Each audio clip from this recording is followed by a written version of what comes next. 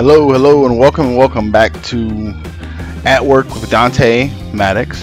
This is my evening broadcast of the day's work in comic bookery. Now, you might have missed the first episode where this was, well, hardly anything at all. And there's been some progress. So if you would like to see some of the work that was accomplished, I think we were maybe here the last time we were together, somewhere around here, then you can just check out my YouTube channel, look in the playlist for page 17, and that you can see some videos that are like sped up with music just to show you what I've been doing for most of the day, aside from running outside and doing stuff outside. So I only plan to go for about a half hour or so. I don't want to bore everyone to death with me drawing, but essentially what you're going to see tonight is just the finishing touches on this page. I was really excited and wanted to do some I wanted to really do there we go. I wanted to do some inks tonight, but what I don't want to get in the habit of is getting too far in one direction on one page.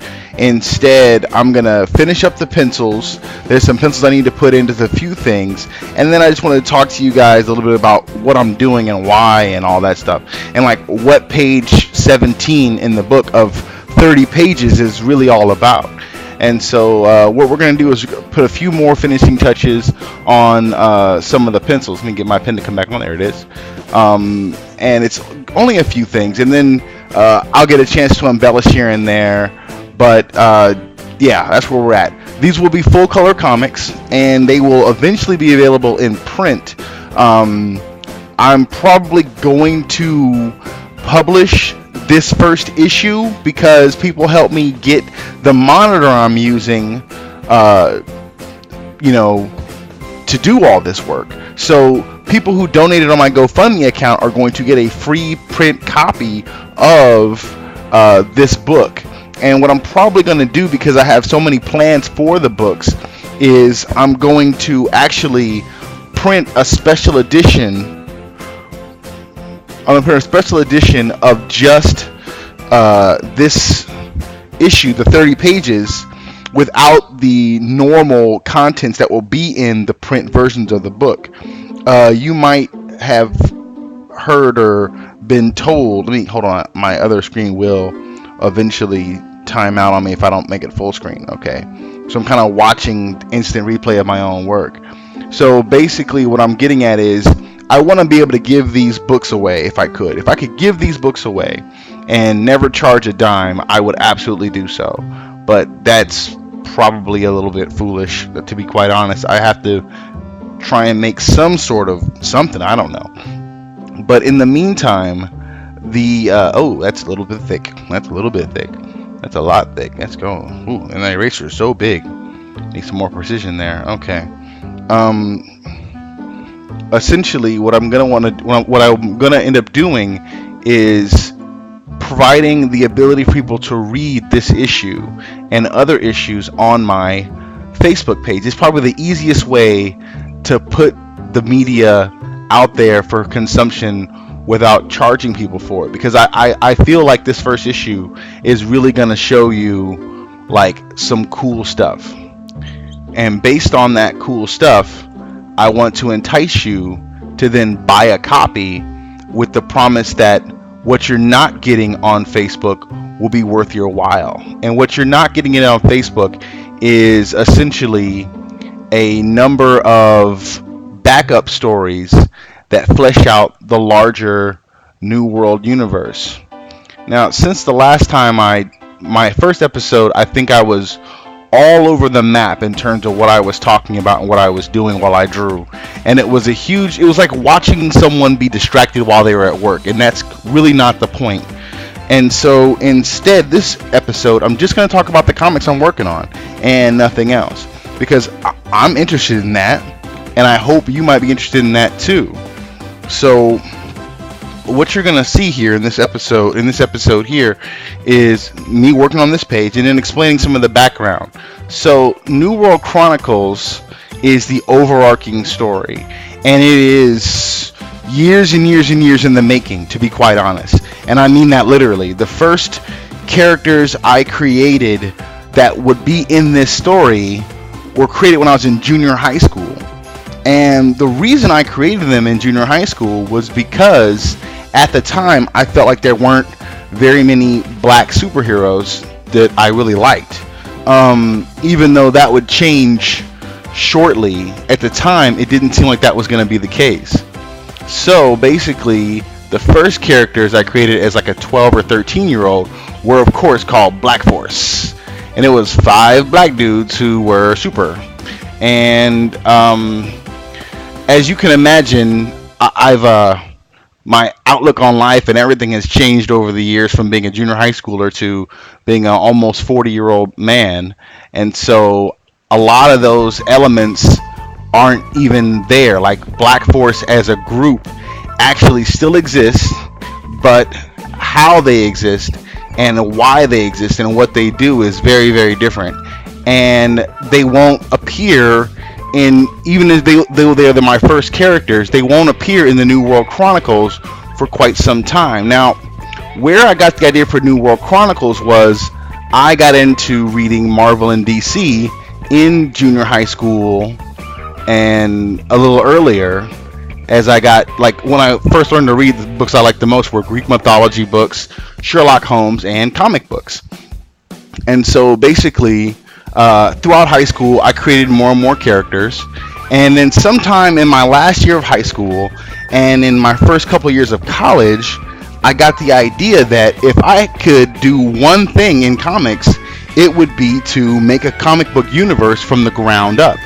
And I had all these characters that were at that point, completely unrelated, and I just put them all together in a new chronological order. And that's how I got the New World Chronicles. And then in college, my studies, the things I learned as a student kind of helped me devise sort of my approach to storytelling, which is really the Star Trek model of hyper idealized worlds, where you're looking at kind of an argument of utopianism, So New World Chronicles kind of takes on that sort of situation as well. Now, what happened in the Chronicles is I go back in time. I find an era where there could be a hard transition, a divergence in the timeline from reality to my comic book reality. And I picked the Renaissance. And so even though the story itself, I have no plans to actually depict things happening in the Renaissance, one of the things I'll do, one of the backup stories for this book, so that the actual print book, when it finally comes out, and if you get it off of Amazon or download it for your device, then you will see that the character Raven Dark, another one of the characters that is created out of chronology as far as how he exists in the final world, his wife is a historian, and she's teaching history class, basically. And in that class is how I explain, the history of the New World Universe, and how you're now looking at college or high school students in what's called the Western Alliance in a totally different reimagined version of Earth. That's a lot of my touch-ups were just putting glasses on Max a couple of times. Okay, there's also some stuff here I need to flesh out. Gotta find it though. There we go. Okay, so we're gonna get another layer in there and work on this guy here, who is gonna be like a hologram. So I'm not quite sure how I want to represent him in this form. I might as well just go ahead and draw him, right? Okay, so basically,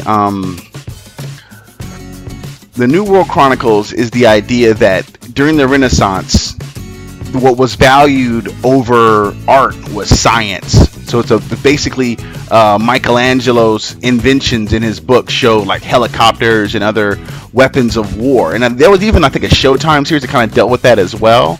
And the idea is the King of England or whatever, the king at the time, looked at Michelangelo's designs and said, "Look, art's great and all, but if you can make me this giant catapult, I could like take over, you know, everyone else and rule. So I want you to make this giant catapult for me." And in doing so, he basically bankrolled a scientific explosion long before humanity was supposed to. And look, I know people talk about the intent of storytelling and all that stuff, and I can't really cop to that level of intent. All I know is, as ideas sound good to me, I work with them and then kind of utilize what comes of it as it comes. So as I was working with this idea of a different version of the Renaissance being the catalyst for superheroes to appear in a later date, I decided that, okay, so the issue in the story will be, progress.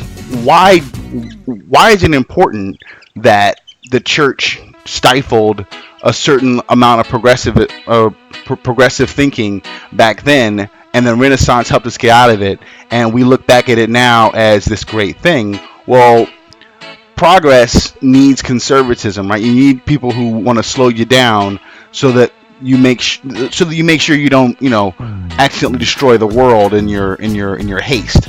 And that's exactly what the New World Chronicles argues. It's like, okay, so if science becomes the big deal at the time of the Renaissance, and the church itself is sort of like shouted down by the king, and so now you're looking at a world where every technological advancement that we know of is fast forwarded and kickstarted, centuries earlier, based on the idea that in science, or all the different revolutions, technological, industrial, we're talking about things that exist in the natural world being utilized in new ways. So if all the base components for the industrial age technically existed around the time of the Middle Ages, just no one ever thought to use them that way, I can argue that science could have, those technological advances could have happened, earlier. And so that's kind of what you get. But there's also a consequence. So what happens is the atom is split long before it is supposed to be split. That's kind of the issue, and what hurts the world. And it's a big natural disaster that destroys like most of Asia.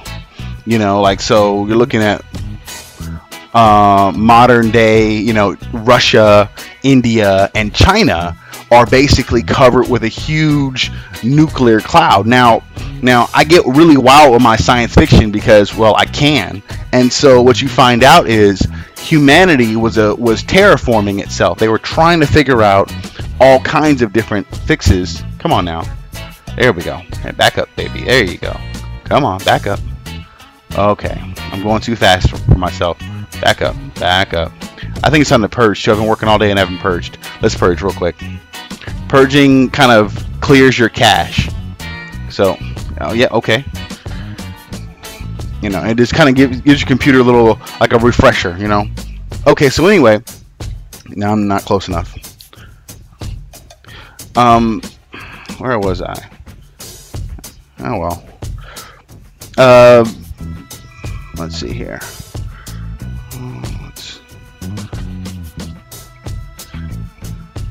It creates humanity was working on things like weather control and a bunch of other like cool technological advancements. And so when the atom gets split prematurely and humanity begins to suffer for it, they hastily put together a way to save the planet from global destruction, because a nuclear accident that large would have killed everyone. And so the shield generators were created, and they were supposed to just basically control the weather, but now they provide an artificial environment with which humanity can survive with a huge portion of the planet under like basically nuclear winter. And so that cuts off modern day, or what would be Asia for us, and it makes it this radioactive wasteland. And that is the catalyst for moving to the new world and a mass exodus from the old. So you still have like Great Britain and stuff, but it's a whole different scenario. The power balance is completely different. So the Western world that we know of is still created, but under completely different circumstances. And I did that because I want to also make this argument that the transition during the Renaissance was so extreme that it changed sort of like the genetic destiny of the populace. Because one thing I thought about early on, and I do it a little bit in one of the stories on accident, is basically I don't want to have to explain where Abraham Lincoln got to. I don't want to have to explain, what John F. Kennedy did. I instead I argue that the genetic family tree that would have produced the people that we know and love just was altered tremendously. So Lincoln just never existed. It's a whole new group of people, a whole new world. And that's why it's called the New World Chronicles, because after the generators are propped up and turned on, the world becomes a big blue sphere, and no longer can you see the blue ball of the planets and stuff that we know of from space. You see just looks like Neptune with an artificial ring. And that's where I get, the New World Chronicles and the New World. So the heroes that you will eventually meet have never seen the Earth and in any other format. It's New World to them. That's what the name of the planet is and everything. It's a cultural shift, and so the story will eventually, the idea, remember, was to create a brand new comic book universe that was completely put together with the intent of doing so. Marvel to a lesser extent, but DC didn't set out to create a universe. They just realized that the idea of it made their books sell better. So Batman suddenly lived in the same place as Superman, even though based on when you read those books, that was not the original intent. They were just supposed to kind of, be a publishing company. The universe idea came a little bit later. It was an answer to a fan question, more or less. Now, that's not a problem. I mean, it's still pretty cool what DC did. But my whole thing was, well, if you had a chance to do it all over again, what would you do? And my answer to that question is my comic book story, The New World Chronicles. So at the end of The New World Chronicles, you should eventually get back to an actual Earth, but with a populace of superpowered people and people who don't have powers completely accepting of this reality. And so that's the ultimate goal. And so because I know that's my ultimate goal, I'm really writing the backstory for a comic book universe that hopefully, if everything goes according to plan, other people will be able to come on and tell those stories when the time comes. And I'm hoping about 7 to 8 years. And I'll just serve as hopefully like editor-in-chief or something like that, and not have to worry about anything. That's kind of like the dream at this point. Now, I don't know that it's ever going to happen, but the cool thing is the stories of the New World Chronicles will be complete. And if I never get a chance to pick it up and give it to someone else to do a comic book universe like that as a publisher, then so be it. The stories will be there, and eventually they'll be a part of public domain, and who knows? Who the heck knows? But that's kind of the whole idea. So Metro PD is sort of how I begin to explain the creation of heroes and like basically why they got created and all that good stuff. It's a way to kind of do the Malcolm argument from Jurassic Park and argue that there's certain things that time and space are just going to automatically do. So there's going to be equivalents to major events without necessarily bringing in major players. So instead of World War I and II and stuff, you're going to have things called red alerts. And they're called red alerts is because it's science fiction. The people who were in Asia when the atom was split didn't all die. Some of them survived. They figured out a way to survive. They were also technologically advanced, and so they used those technical skills to fashion kind of like a tribute to Mecha. And then I don't mean that M-E-C-C-A, I mean M-E-C-H-A, like the idea of robotics, and so they represent the science fiction-y robotics wing of like popular culture as how I represent it. And so basically, let's see here. I gotta figure out how he's gonna look. This is a character who is he is the first serial killer with superhuman powers, and he's been called the Burning Man. And they are just now getting a lead on where he is, and I'll get to the ins and outs of this issue and what's going on in just 1 second. So basically, when the Red Nation declared itself like alive and well, way after the natural disaster, they had been building all these weapons and stuff in secret. They they want to get revenge for feeling of being left to die by the rest of humanity, a human race that had no idea they were there, that had picked up stakes and largely left the continent.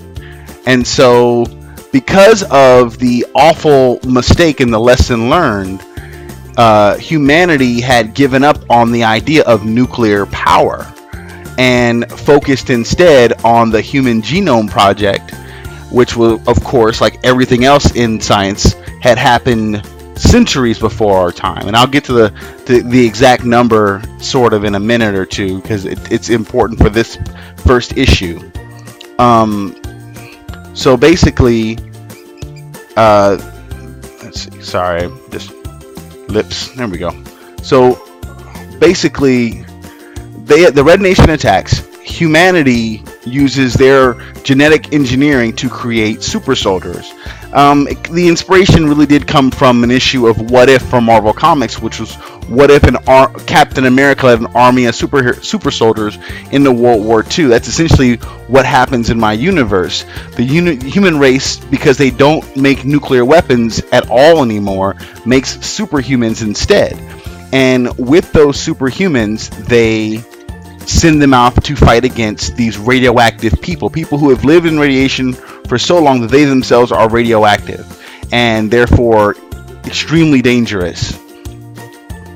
So when the first Red Alert kicks off, it's essentially World War I, and the heroes of the Red Alert return home, and that's where Metro PD picks up. It's called Metro PD as sort of a joke.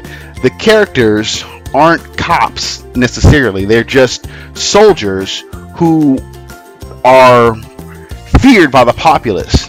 Now, this issue will sort of help establish why they're afraid. See, they sent an army of Captain Americas to fight a war against radioactive mad scientists, and when they came back, the mixture of their durability from genetic tinkering and the radioactivity on a constant level, because the war was fought there and not on Northern Alliance soil, created mutations amongst the superhumans, so that all of a sudden dudes who were basically Captain America started exhibiting other abilities, post-human abilities, even post-metahuman abilities. And that is where you kind of get the initial conflict in the story. What do you do with characters who are already supermen who have now come back and are essentially gods? And what you find out early on in this story is that at first, when the heroes came home, they were heroes, and some of them took jobs in sectors where they could use someone with incredible strength or speed, and others didn't. But a lot of them suffered from post-traumatic stress disorder, because the Red Alert, the war itself, was awful and grisly. By putting superhumans in such a scenario, the actual fighting itself would be ridiculous.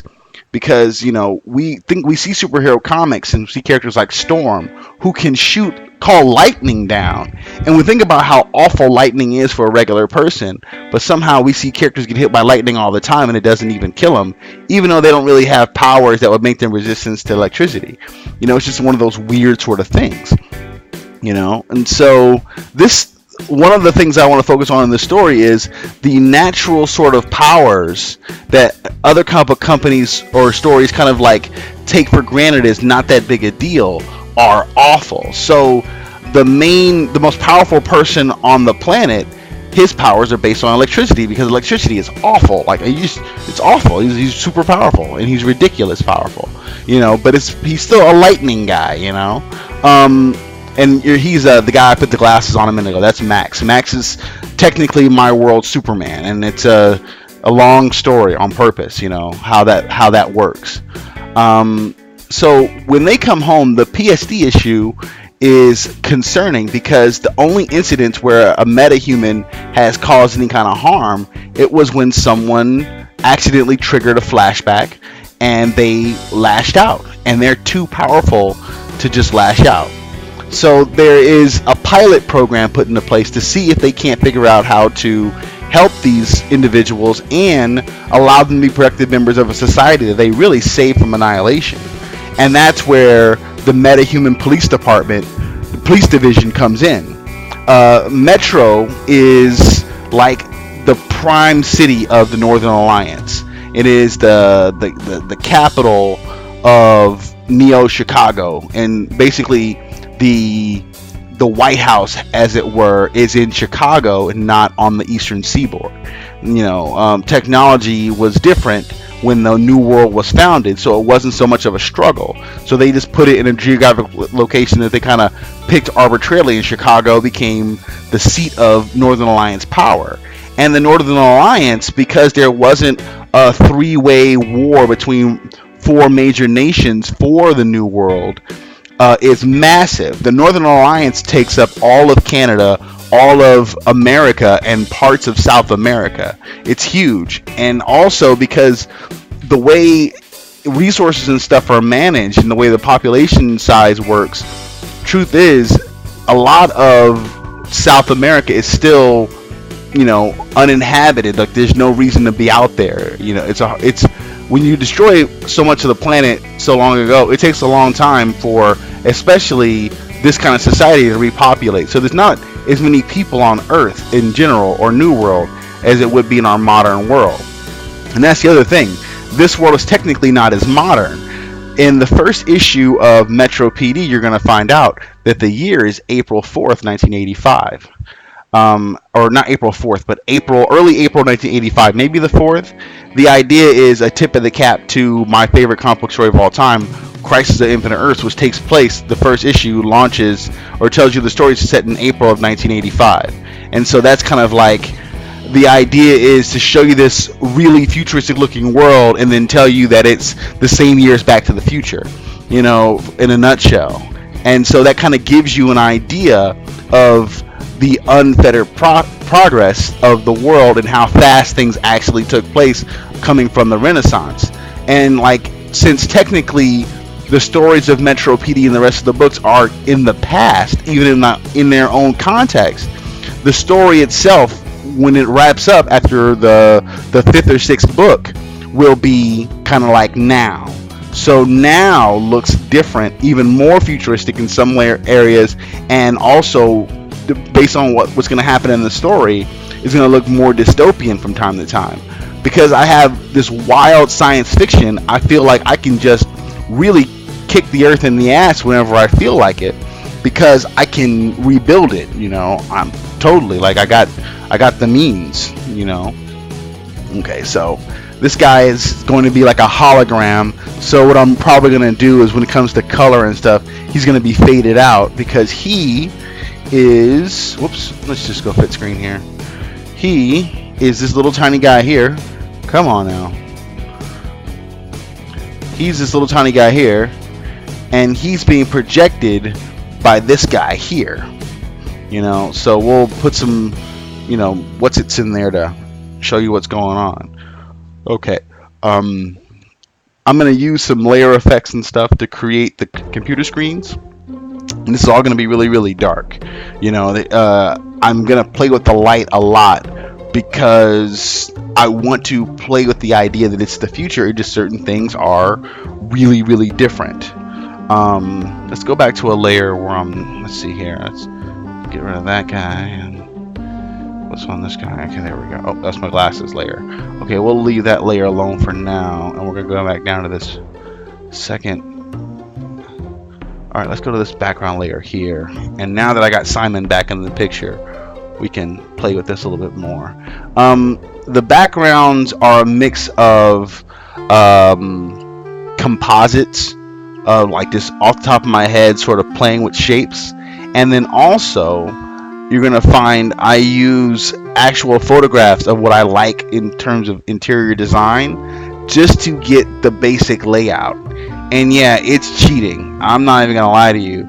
I just have a self-imposed deadline, and really and truly, I don't have time to do everything from scratch. I wish I could. And if things get better for me after the first issue comes out, then maybe I will. But for now, any trick I can come up with to speed up my process, I'm unfortunately gonna have to take it.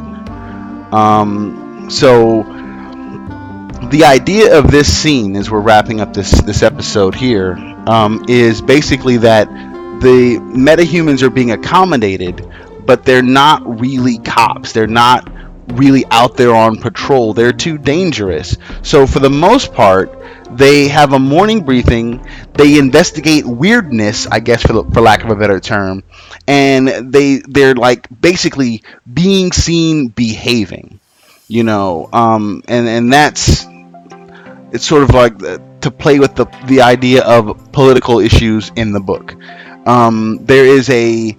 It's a 12-issue run, and it is inspired somewhat by traditional cop stories like Law and Order, and more truly Dragnet, because I don't want to have this book where super cops are murtauring rigsing their way through every situation. So there's going to be action, but in a completely non-traditional sense in terms of superheroes, because the overarching issue is a political decision and how their behavior affects it. So what you're going to find out as the story progresses, that this story's version of Congress is trying to decide the fate of metahumans, and one group wants to basically re-enlist them into military service, while another group wants them to figure it out on their own, and because that just seems to be only fair for a group of people who literally saved the world. How that'll all work out, you'll have to just tune in and see. Now, as we wrap up this video, this page, you're seeing this guy here, the Burning Man. He is going to be their first major case. When their super abilities and all those things really factor in to the work they're doing. For the most part, the various super people you meet are going to, well, honestly, behave themselves, because there's so much at stake. I don't want to parallel the X-Men, where you have this brotherhood of evil metahumans versus good metahumans. They're all military. They're all created by the government out of test tubes. They don't have mothers and fathers. They don't have first and last names for the most part. They exist in their current form. Think stormtroopers from Star Wars more than mutants from the Marvel comics. And so there's a level of camaraderie and admiration amongst metahumans for this guy here, Max, because Max, in developing superpowers during the Red Alert, turned the tide of the war. And so I was hard pressed to come up with a reason for villainy in the onset. And also I decided that I wanted the level of consequence to really matter in the stories, because I can pick and choose from the very beginning the tone of the story going forward. And so because the level of consequence, you're never going to see a bunch of villains running around in gaudy costumes starting trouble. I mean, I look at it like this, Lex Luthor shot nuclear weapons at the United States of America and went to jail for it. There is no world where you go to jail for that kind of thing. You don't even get handcuffed for that kind of thing. And so in my world, there is no real Lex Luthor, and if there is, he's a singular entity that is dealt with almost like in a film. Because I wanted a certain level of realism only in terms of consequence, not in terms of the day-to-day actions. This is a fantastic world. There should be a level of acceptance of the fantastic by the characters. However, causality is still a thing. And so that's one of the things I want the story to display. So in this scene, as we wrap up, This is where they work, and you can see there's exposed wires. The components look all funky, and the idea is there's no real space for them with the actual cops doing everyday police work.